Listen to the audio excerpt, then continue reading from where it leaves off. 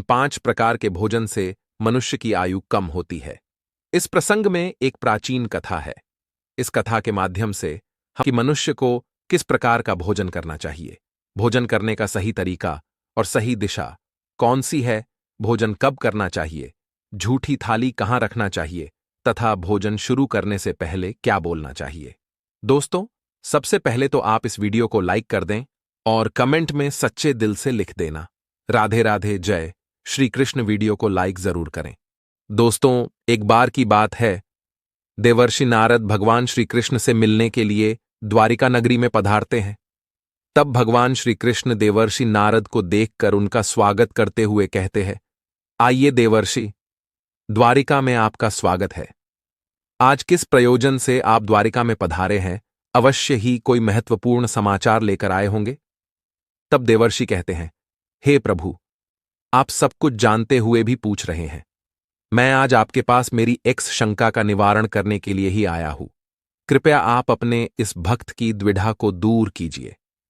तब श्री कृष्ण मुस्कुराते हुए कहते हैं, हे देवर्षि, मैं अवश्य जानता हूं कि आप किस कारण से दुखी हैं और आपके मन की द्विधा को भी मैं अवश्य जानता हूं। इसीलिए आपके मन में जो भी शंका है अथवा प्रश्न है, आप निसंकोच होकर पूछिए। मैं आपकी शंका का निवारण अवश्य करूंगा। देवर्षि नारद कहते हैं, हे प्रभु, मेरे मन में आज यह जानने की इच्छा है कि मनुष्य को किस प्रकार का भोजन करना चाहिए, किस प्रकार का भोजन मनुष्य की आयु बढ़ाने वाला होता है और किस प्रकार का भोजन आयु को कम करने वाला होता है। हे प्रभु, मनुष्य को भोजन किस दिशा में मुख करके करना चाहिए, भोजन करने से पूर्व कौन सा मंत्र बोलना चाहिए, कृपा करके आप मुझे इन सभी प्रश्नों के उत्तर दीजिए। तब श्री कृष्ण कहते हैं, हे देवर्षि, आज आपने समस्त मनुष्य जाति के कल्याण के लिए बहुत ही महत्वपूर्ण प्रश्न किया है। यह बात सत्य है कि मनुष्य जिस प्रकार का भोजन करता है, उसी के अनुसार उसका स्वभाव, भाग्य और उसका अगला जन्म निर्धारित होता है। हे देवर्षि, इस विषय में एक प्राचीन इतिहास है जो मैं आपको सुनाता हूं। त्रेता युग में यह कथा महर्षि अगस्त्य ने भगवान श्री राम को सुनाई थी, इसीलिए इस कथा का महत्व बहुत अधिक है। इस प्राचीन कथा के माध्यम से आपको आपके सभी प्रश्नों के उत्तर मिल जाएंगे। इसीलिए आप इस कथा को ध्यान से पूरा अवश्य सुने और इसका प्रचार करें। जो भी इस कथा का श्रवण करता है, उसके समस्त पापों का नाश होता है और उसे सैकड़ों वर्षों तक दान करने का पुण्य मिलता है। देवर्षि कहते हैं, हे प्रभु, मैं इस कथा को अवश्य सुनना चाहता हूं। इस कथा को मैं ध्यानपूर्वक सुनूंगा और इसका प्रचार पृथ्वीलोक पर करूंगा। श्री कृष्ण कहते हैं, प्राचीन काल की बात है। उस समय एक बहुत बड़ा जंगल था। उस जंगल का आकार 100 योजन था, लेकिन उस जंगल में कोई भी पशु और पक्षी नहीं रहते थे। केवल वृक्ष और पेड़ पौधे ही थे। कोई भी पशु उस जंगल की तरफ नहीं जाता था, लेकिन उस जंगल के मध्य भाग में एक 4 कोस लंबी झील थी और केवल उसी झील में हंस, बदक तथा अन्य पशु पक्षी रहा करते थे। एक बार अगस्त्य मुनि उस झील के पास से गुजर रहे थे तो उन्हें एक बहुत ही अजीब चीज दिखाई दी। उस झील के पास एक बहुत बड़ा आश्रम था जो बहुत पुराना हो गया था, लेकिन फिर भी अत्यंत सुंदर और पवित्र दिखाई पड़ रहा था। उस आश्रम में कोई भी साधु तथा तपस्वी नहीं रहता था। वह आश्रम पूरी तरह से खाली था। अगस्त्य मुनि एक रात के लिए उस आश्रम में ठहर गए और सुबह उठकर वे उस झील के पास चले गए तो उन्हें रास्ते में एक मुर्दा अर्थात लाश पड़ी हुई दिखाई पड़ी, जो शरीर से अत्यंत बलवान और हृष्टपुष्ट था, जिसे देखकर मालूम होता था कि वह किसी तरुण पुरुष की लाश है। उस लाश को देखकर अगस्त्य मुनि सोचने लगे कि यह कौन है, इसकी मृत्यु कैसे हो गई तथा वह इस जंगल में आखिर कैसे आया होगा। उस मरे हुए आदमी के बारे में जानने की अगस्त्य मुनि को जिज्ञासा हुई। तभी अचानक आकाश में उन्हें एक दिव्य विमान दिखाई पड़ा और वह दिव्य विमान उस झील के समीप आकर रुक गया और उस विमान से एक दिव्य पुरुष उतरा और वह उस झील में नहाने के लिए चला गया। झील में नहाने के बाद वह बाहर आया और उस मुर्दे का मांस खाने लगा। उसने भर पेट उस मोटे ताजे मुर्दे का मांस खा लिया और फिर से विमान में बैठकर स्वर्ग की ओर जाने लगा। तभी अगस्त्य मुनि ने उस दिव्य पुरुष को आवाज लगाई, हे दिव्य पुरुष, तुम कौन हो? तुम देवताओं के समान दिखाई पड़ते हो। किंतु तुम्हारा भोजन बहुत घृणित है। तुम मुर्दे का मांस क्यों खा रहे हो? ऐसा भोजन भला कोई देवता कैसे कर सकता है? फिर उस स्वर्गवासी दिव्य पुरुष ने अगस्त्य मुनि की तरफ देखा और उन्हें हाथ जोड़कर प्रणाम करके कहने लगा, हे विप्रवर, आपको प्रणाम है। मैं आपको मेरी कहानी सुनाता हूं।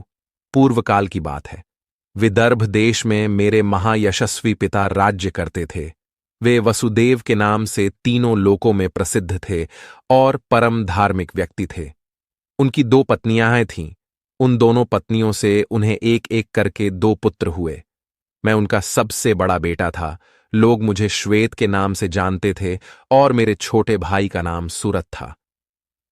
पिताजी की मृत्यु के बाद मुझे विदर्भ देश का राजा बना दिया गया और मैं वहां सावधानी के साथ राज्य चलाने लगा। राज्य करते हुए मुझे कई हजार साल बीत गए। फिर एक दिन मुझे वैराग्य हुआ और मैंने राजपाट का त्याग करने का निर्णय लिया और मृत्यु पर्यंत तपस्या करने का निश्चय करके मैं जंगल में रहने के लिए चला गया। अपने राज्य को मैंने अपने छोटे भाई सूरत को सौंप दिया और उसे राजा बना दिया। फिर इस झील के पास आकर मैंने कठोर तपस्या करना आरंभ किया। 80,000 वर्षों तक मैंने इस जंगल में तपस्या की और उसी के प्रभाव से मुझे ब्रह्मलोक की प्राप्ति हुई। लेकिन ब्रह्मलोक पहुंचने के बाद भी मुझे भूख और प्यास अधिक सताने लगी। मेरे सभी इंद्रिय तिलमिला उठे। फिर मैंने ब्रह्मलोक के सर्वश्रेष्ठ देवता ब्रह्मा जी से पूछा, हे भगवान, मैंने तो सुना है कि ब्रह्मलोक में किसी भी प्राणी को भूख और प्यास नहीं लगती है। फिर मुझे भूख और प्यास क्यों लग रही है? ये मेरा पीछा क्यों नहीं छोड़ रही है? कृपया आप मुझे बताइए कि मैं किस चीज का सेवन करूं। फिर ब्रह्मदेव ने कहा, हे राजन, पृथ्वी पर दान धर्म करने पर ही व्यक्ति इस लोक में भूख प्यास से मुक्त हो जाता है। लेकिन तुमने अपने जीवन काल में कभी दान नहीं किया, किसी भिखमंगे को भीख तक नहीं दी। तुमने राजमहल में रहकर भी द्वार पर आए अतिथियों को भोजन नहीं दिया। तुमने सदैव ही उच्चिष्ट भोजन किया है। बिना स्नान किए ही तुम भोजन किया करते थे। भोजन शुरू करने से पहले तुमने ईश्वर का धन्यवाद नहीं किया। स्वादिष्ट भोजन को दूसरों को दिए बिना ही तुमने उसे ग्रहण कर लिए। इसी कारण से तुम्हें यह पाप लगा है। इसीलिए तुम्हें ब्रह्मलोक में भी भूख और प्यास का कष्ट उठाना पड़ रहा है। जीवित रहते हुए तुमने अनेक प्रकार के आहारों का अकेले ही सेवन किया है। अनेक प्रकार के पकवान तुमने अकेले ही खाए हैं, दूसरों को नहीं दिए हैं, जिससे तुम्हारा शरीर तो बलवान बन गया, किंतु तुम्हारा पुण्य क्षीण हो गया। अब तुम्हारे लिए एक ही उपाय है। उस झील के पास तुम्हारा शरीर पड़ा हुआ है। तुम उसी का मांस खाकर अपनी भूख मिटाओ। ब्रह्मा जी द्वारा इस प्रकार से कहने पर राजा ने कहा, हे प्रभु, अपने शरीर का भक्षण कर लेने के पश्चात मेरा क्या होगा? उसके बाद मैं क्या खाऊंगा? मेरे खाने के लिए कुछ भी शेष नहीं रहेगा। कृपया कुछ ऐसा भोजन बताए जिसका भक्षण कर लेने पर भूख मिट जाए और जो कभी खत्म ना हो। तब ब्रह्मदेव कहते हैं, हे राजन, तुम्हारा शरीर ही मैंने अक्षय बना दिया है। उसे तुम रोज खाओगे फिर भी यह समाप्त नहीं होगा। वह दूसरे दिन फिर से ताजा हो जाएगा। इस मृत शरीर के अंग फिर से उग आएंगे और उन्हें तुम फिर खा सकोगे। और जब तुम अपने शरीर का मांस खाते हुए 100 वर्ष बीत जाएंगे, उसके बाद तुम्हारे इसी जंगल में एक दिन महर्षि अगस्त्य पधारेंगे और उन्हीं के द्वारा तुम इस पाप से मुक्ति पा सकोगे। इस प्रकार से राजा ने सारी हकीकत महर्षि अगस्त्य को बता दी और कहने लगे, हे विप्रवर, मेरा शरीर कभी नष्ट नहीं होता है और मैं रोज आकर अपने शरीर का मांस खाता हूं। न जाने कब मुनि अगस्त्य यहां पर पधारेंगे और मुझे इस कष्ट से मुक्ति दिलाएंगे। ऐसा सोचते हुए मुझे 100 वर्ष बीत चुके हैं और मैं आज भी उनकी राह देख रहा हूं। राजा श्वेत का इस प्रकार से कथन सुनकर महर्षि अगस्त्य बोले, अच्छा, तो तुम्हारे सौभाग्य से मैं यहां पर आया हूं। मैं ही मुनि अगस्त्य हूं, और बोलो मैं तुम्हारी किस प्रकार से सहायता कर सकता हूं। तब राजा अत्यंत प्रसन्न हुए और जमीन पर लेटकर महर्षि अगस्त्य के चरणों को वंदन करने लगे। राजा श्वेत बोले, हे मुनि, कृपया आप मुझे इस घृणित आहार से मुक्त कीजिए तथा जिस पाप के कारण मुझे ये प्राप्त हुआ है उस पाप से भी मुझे मुक्त कीजिए, जिससे मुझे अक्षय लोक की प्राप्ति हो सके। हे ऋषि, मैं आपको ये दिव्य आभूषण भेंट करता हूं। कृपया आप मुझ पर कृपा करें। राजा की दुख भरी बातें सुनकर मुनि को उन पर दया आ गई। जैसे ही राजा ने वह दिव्य आभूषण महर्षि अगस्त्य के हाथ पर रखा, उसी समय उनका मृत शरीर अदृश्य हो गया और वे उस पाप से मुक्त हो गए। और फिर महर्षि अगस्त्य से आज्ञा लेकर वे उस दिव्य विमान में बैठकर ब्रह्मलोक को चले गए। इस प्रकार से उस राजा श्वेत को दान न करने के पाप से मुक्ति मिली। भगवान श्री कृष्ण कहते हैं, हे देवर्षि, इस प्रकार से उच्चिष्ट भोजन करने के कारण ही विदर्भ देश के महाराज को ब्रह्मलोक में रहने पर भी तृप्ति नहीं मिली और उन्हें पृथ्वीलोक पर आकर स्वयं का ही मांस खाना पड़ा। हे देवर्षि, अब मैं तुम्हें भोजन के नियम बताता हूं, आप इसे ध्यान से सुनिए।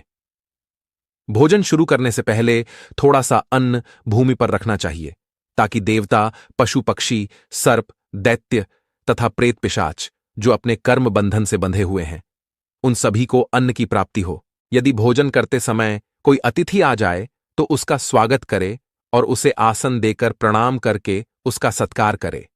फिर उसे श्रद्धापूर्वक भोजन कराकर विदा करे, क्योंकि जिसके घर से अतिथि निराश होकर लौट जाता है, उसे वह अपने पाप देकर उसके शुभ कर्मों को ले जाता है।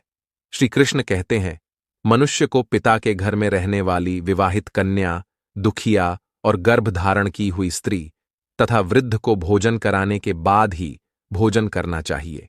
इन सभी को भोजन कराए बिना जो स्वयं भोजन ग्रहण करता है, उसका भोजन पापमय बन जाता है। ऐसा व्यक्ति नरक में ही जाता है। जो स्नान किए बिना ही भोजन करता है, उसका भोजन मलभक्षण के समान हो जाता है। जो बालक एवं वृद्ध आदि के हिस्से का भोजन करता है, उसका भोजन विष्ठा के समान हो जाता है। और जो बिना दान किए ही भोजन ग्रहण करता है, उसका भोजन विष के समान बन जाता है। मनुष्य को कभी भी दुराचारी व्यक्ति द्वारा दिया गया अथवा दूसरों द्वारा अपमानित करके दिया गया भोजन कभी भी ग्रहण नहीं करना चाहिए। मनुष्य को चाहिए कि परोसे हुए भोजन का अग्रभाग अग्नि को देकर ही भोजन करना चाहिए। भोजन को एकाग्र चित्त होकर करना चाहिए। प्रथम मीठा, फिर लवण और खट्टा और अंत में कटु एवं तीखे पदार्थों का सेवन करे। प्रथम 3 निवाले मौन होकर ग्रहण करने चाहिए। ऐसा करने से व्यक्ति के सभी पाप कर्म तुरंत नष्ट हो जाते हैं और भगवान की कृपा से उसे जीवन भर कभी अन्न की कमी महसूस नहीं होगी। श्री कृष्ण कहते हैं, पूर्व दिशा में बैठकर भोजन करने से व्यक्ति रोगों से और मानसिक तनाव से मुक्त हो जाता है। बीमार बुजुर्गों को पूर्व की ओर मुख करके भोजन अवश्य करना चाहिए। इससे उनके स्वास्थ्य में सुधार होता है, क्योंकि पूर्व दिशा उगते हुए सूर्य की दिशा है और सूर्य देव बल, आरोग्य तथा दीर्घायु प्रदान करते हैं। विद्या की अभिलाषा रखने वाले मनुष्य को उत्तर दिशा की ओर मुख करके भोजन करना चाहिए। यह दिशा देवी सरस्वती की दिशा है। ध्यान रहे, दक्षिण दिशा की ओर मुख करके भोजन न करे, यह मृत्यु की दिशा होती है। इस दिशा में मुख करके भोजन करने से आयु कम होती है। टूटे फूटे बर्तनों में भोजन नहीं करना चाहिए, यह दुर्भाग्य को निमंत्रण देता है। भोजन हमेशा स्वच्छ थाली में ही करना चाहिए। गंदी थाली में भोजन करने से जीवन में दुर्भाग्य आता है। एकादशी के दिन तामसिक अन्न का सेवन न करे। जो मनुष्य एकादशी के दिन तामसिक अन्न अर्थात मांस का सेवन करता है, लक्ष्मी उसे छोड़कर चली जाती है। भोजन का अपव्यय करना अनर्थ माना गया है।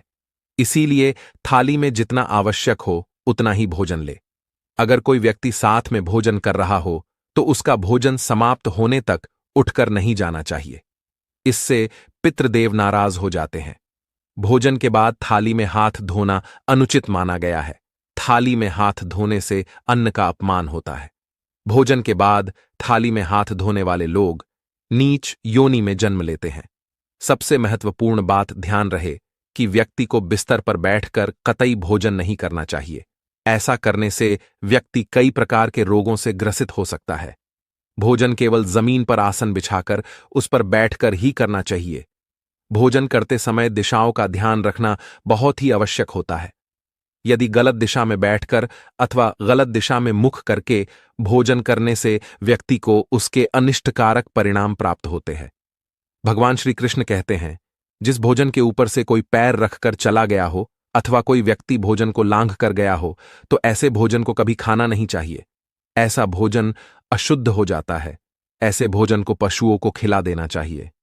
दूसरों के द्वारा लांघा गया भोजन खाने से मनुष्य की आयु कम हो जाती है और उसके शरीर में भिन्न भिन्न प्रकार के रोग उत्पन्न होते हैं। यदि भोजन में बाल निकल आता है तो ऐसा भोजन त्याज्य हो जाता है। यदि अन्न में बाल निकलता है तो उसे ईश्वर को कभी प्रसाद के रूप में नहीं चढ़ाना चाहिए और ना ही स्वयं खाना चाहिए। ऐसा भोजन प्रेतों को प्राप्त हो जाता है। श्री कृष्ण कहते हैं, मनुष्य को दूसरों के लिए परोसा हुआ भोजन भी नहीं खाना चाहिए। जो मनुष्य दूसरों का भोजन छीन के खाता है अथवा किसी को बिना दिए ही स्वयं उस अन्न का उपभोग करता है, उससे देवी अन्नपूर्णा रुष्ट हो जाती है। भोजन सभी में बांटकर खाना चाहिए। दूसरों के हिस्से का भोजन करने से मनुष्य के पुण्य कर्म नष्ट हो जाते हैं।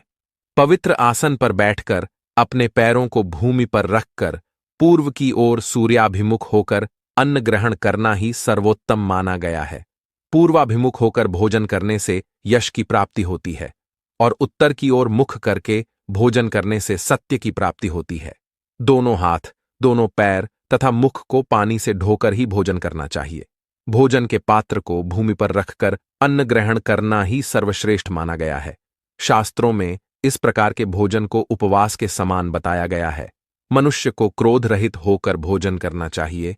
क्रोध की अवस्था में भोजन करने से भोजन का अपमान होता है और कई व्याधियां उत्पन्न होती है। यदि चित्त कहीं और हो तब भी भोजन नहीं करना चाहिए और गुस्से से भरे मन से भी भोजन करना अशुभ होता है।